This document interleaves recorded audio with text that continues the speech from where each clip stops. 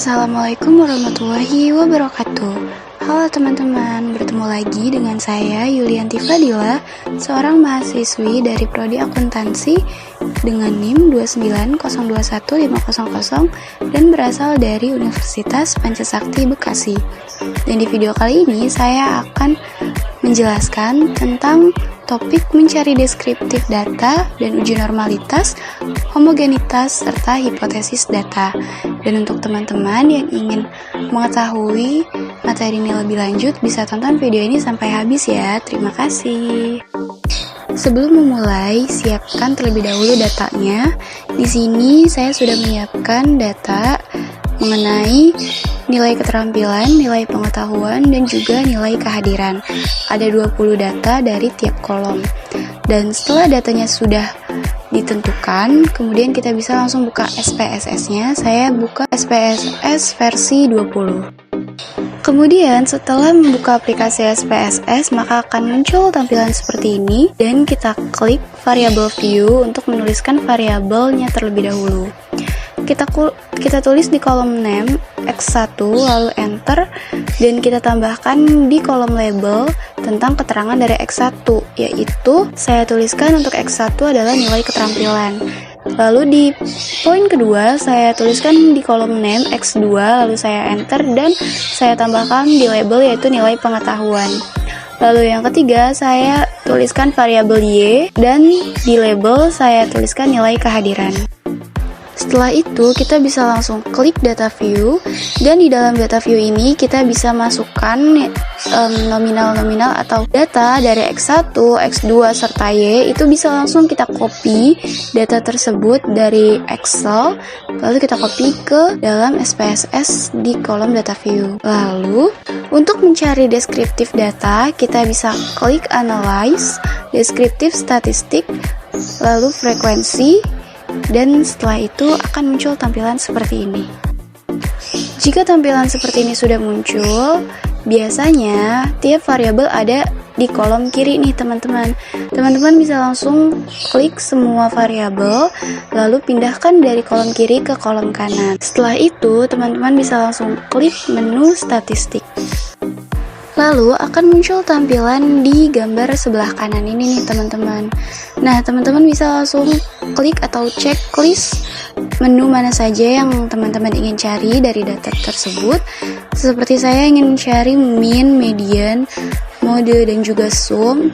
Dan saya ingin mencari semuanya seperti standar deviasi. Terus juga saya mencari minimum dan maksimum. Saya checklist semua. Lalu setelah itu klik continue. Lalu setelah diklik continue akan muncul tampilan lagi seperti gambar di sebelah kiri. Nah, terus teman-teman bisa klik charts, menu charts, lalu pilih diagram yang ingin teman-teman tampilkan. Di sini saya memilih histogram, lalu checklist kolom yang ada di bawahnya. Lalu klik continue, kemudian OK. Akan muncul hasil seperti ini nih teman-teman. Ini adalah hasil deskriptif yang kita cari.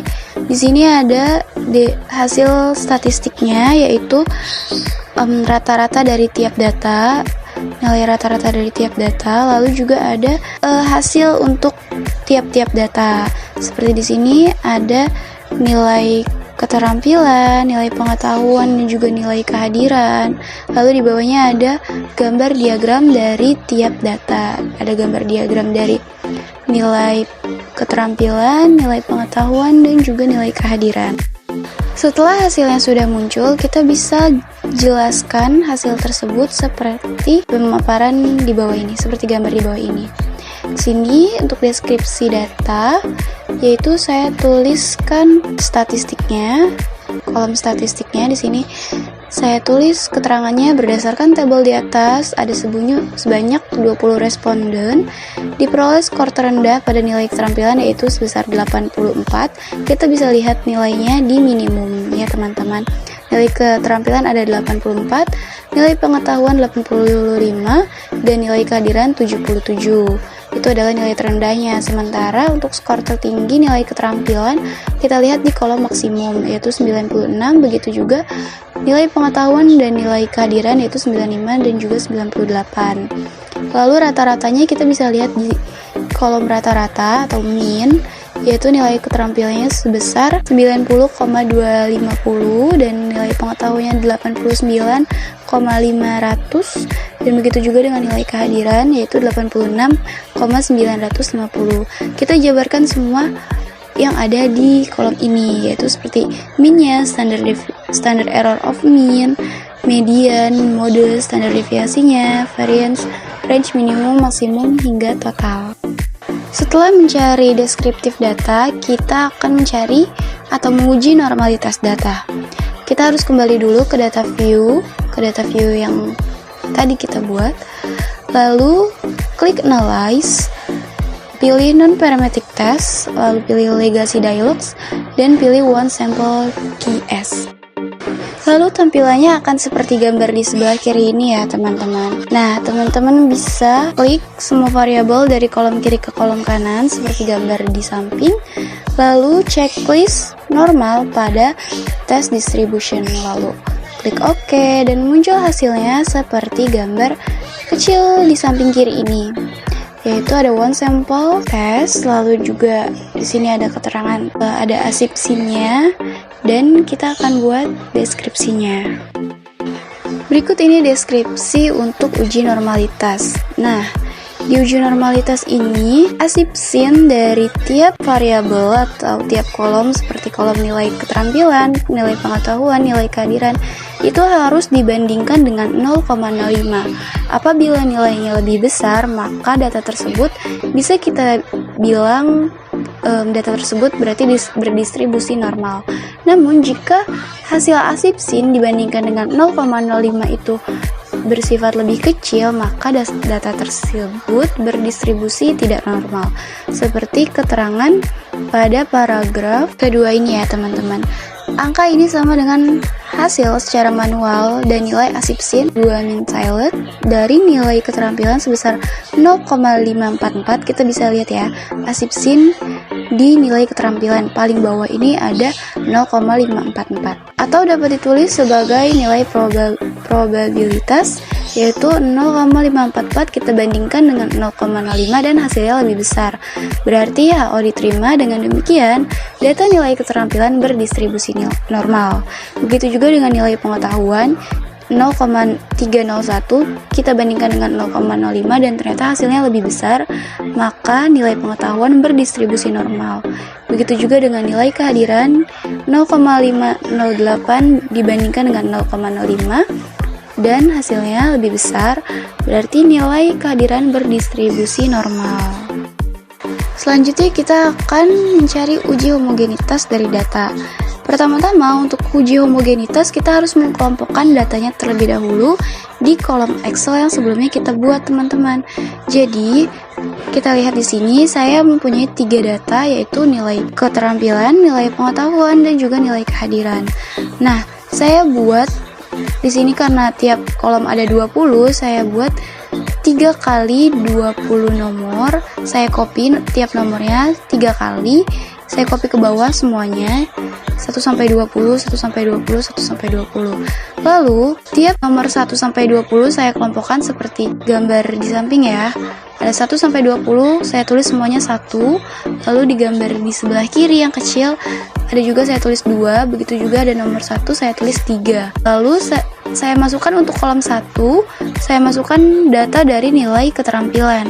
Saya copy dan juga saya paste di kolom sebelah 1. Dan untuk kelompok 2, saya tuliskan atau saya masukkan data nilai pengetahuan. Begitu juga dengan kolom ketiga, saya masukkan nilai atau data dari nilai kehadiran. Setelah itu, di aplikasi SPSS-nya kita harus membuat data baru terlebih dahulu teman-teman. Jangan dicampur sama data yang sebelumnya ya. Tapi data sebelumnya pun jangan dihapus dulu gitu. Kita bisa buat data baru dengan cara klik File, New, dan Data. Kemudian akan muncul tampilan ini seperti tampilan awal tadi. Dan kita tulis variabel view-nya dengan nama kelompok dan juga skor. Setelah itu, pada kolom kelompok, kita klik di kolom values, lalu kita isi. Untuk value-nya kita tuliskan 1, 2, 3 atau kode dari kelompoknya. Saya tulis di sini di kolomnya 1, terus juga keterangannya pada label, yaitu seperti nilai keterampilan. Lalu di gambar ini ada tampilan value saya isi 2 dan labelnya adalah nilai pengetahuan. Lalu bisa klik add. Setelah itu akan muncul gambar seperti di sebelah kanan bawah ini, dimana angka atau kelompok-kelompok sudah masuk di dalam data value. Setelah itu kita buka lagi Excel dari data yang tadi kita buat, lalu copy kode kelompok dan nilai dari tiap kelompok yang sudah kita gabungkan di Excel tadi. Copy kode kelompok pada kolom kelompok di SPSS, lalu copy nilai yang sudah kita kumpulkan tadi pada kolom scores di SPSS. Setelah itu, kita bisa langsung klik Analyze, pilih General Linear Model, Unvariate untuk mencari homogenitas data. Nah, akan muncul tampilan seperti gambar di sebelah kanan atas ini ya teman-teman. Variabel kelompok dipindahkan ke kolom Fixed Factor. Lalu untuk variabel score bisa langsung dipindahkan ke kolom Dependent Variable. Selanjutnya klik Option dan akan muncul tampilan seperti di kiri bawah. Pindahkan kolom overall dan kelompok ke dalam posisi kolom kanan, lalu checklist homogeneity test, lalu habis itu klik continue dan OK. Dan akan muncul hasil dari uji homogenitas, seperti tampilan di gambar ini. Untuk deskripsinya saya tuliskan seperti ini. Uji homogenitas dilakukan dengan maksud untuk mengetahui apakah sebaran data dari setiap variabel tidak menyimpang dan ciri-ciri data yang homogen. Pengujian homogenitas dilakukan terhadap variasi regresi dependent atau variabel-variabel independen dengan menggunakan statistik.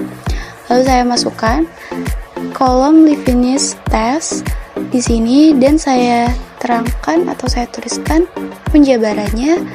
Dan hasil analisis pada table test of homogeneity of variance diperoleh Leibniz statistik, yaitu saya tulis di kolom F-nya yaitu 5,966, DFL-nya di kolom kedua yaitu 2, DF2-nya yaitu 57, dan sig-nya saya tulis 0,004 lalu dibandingkan lagi dengan 0,05 yang ternyata hasilnya lebih kecil. Berarti HO ditolak. Dengan demikian, data berasal dari kelompok yang tidak homogen. Selanjutnya, kita akan mencari hipotesis data. Jadi kembali ke tampilan SPSS yang awal, data view yang awal, yang dimana kita mencari deskriptif data sebelumnya. Lalu kita kembali dan klik Analyze, terus pilih Regression dan pilih Linear untuk mencari hipotesis. Setelah muncul tampilan seperti ini, pindahkan variabel nilai keterampilan atau X1 ke independen dan variabel nilai kehadiran Y ke dependen. Lalu klik statistik. Dan kemudian akan muncul seperti ini dan kita bisa checklist kotak pada pilihan R-squared change dan deskriptif, lalu klik continue dan juga OK. Oh ya, for your information ya teman-teman, jadi pada hipotesis ini kita harus menguji 2 kali, yaitu untuk X1 dan juga X2, dan kali ini kita akan menguji untuk X1 dulu ya. Dan ini adalah hasil hipotesis dari nilai X1 yang kita uji. Di sini ada regressionnya, ada tampilan regression, ada confidence, maksud saya koefisiennya. Dan setelah itu kita harus mencari data hipotesis untuk X2. Buka lagi data view, lalu klik Analyze dan Regression serta Linear. Pindahkan variabel ilmu pengetahuan X2 ke kolom independen, lalu klik OK. Kalau misalnya variabel X1 masih ada di kolom independen, teman-teman bisa klik dulu, lalu pindahkan ke kolom sebelah kiri. Lalu setelah itu klik X2 dan pindahkan ke kolom independen. Setelah itu langsung aja bisa langsung klik OK. Tidak perlu ke kolom statistik karena pengaturannya pasti masih akan tetap sama. Dan berikut ini adalah hasil dari nilai pengetahuan atau X2. Dan berikut ini adalah hasil dari nilai pengetahuan atau X2. Untuk deskripsi hipotesisnya, saya tuliskan seperti ini. Ada dua ya, yang A, uji hipotesis nilai keterampilan terhadap nilai kehadiran. Saya masukkan tabel koefisiennya, lalu diperoleh kolom B, sehingga persamaan regresi Y atau 63,663 ditambah 0,258 X. Dari hasil analisis diperoleh T yang T ini ya teman-teman, kolom T yaitu 0,786 yang bawah, dan p-value-nya yaitu 0,786 dibagi 2 sama dengan 0,393, lalu kita bandingkan dengan 0,05 dan hasilnya lebih besar, berarti HO diterima.